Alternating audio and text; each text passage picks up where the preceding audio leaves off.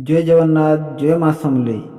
आज आम यही भिडियो जानिबा 4 नवेम्बर 2024 रु 10 नवेम्बर 2024 मेष राशि साप्ताहिक राशिफल विषय। यही साप्ताहिक राशिफल ग्रह मानकर स्थिति और चलन को नहीं आधारित।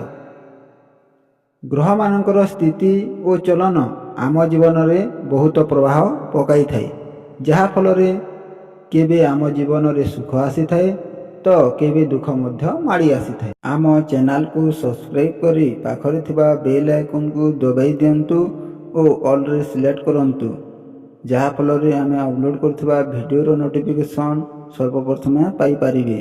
तो चलंतु बंधुगण आम जानिबा मेष राशि 4 नवेम्बर 2024 रु 10 नवेम्बर 2024 रो मेष राशि फल विषय।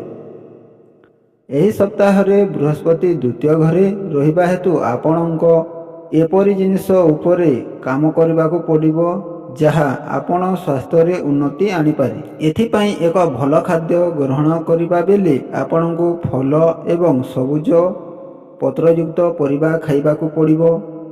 एही सप्ताह आरंभ रे आपणक जीवन रे आसुथिबा समस्त प्रकार आर्थिक समस्या दूर होइजिबो एवं एथिरे उन्नति हेतु सप्ताह मध्य भाग रे अनेक जरूरी जिनिष किनिबा आपणक पई सहज हेबो, जेउते पई आपण निजर आराम वृद्धि करुथुबा देखाजिबे।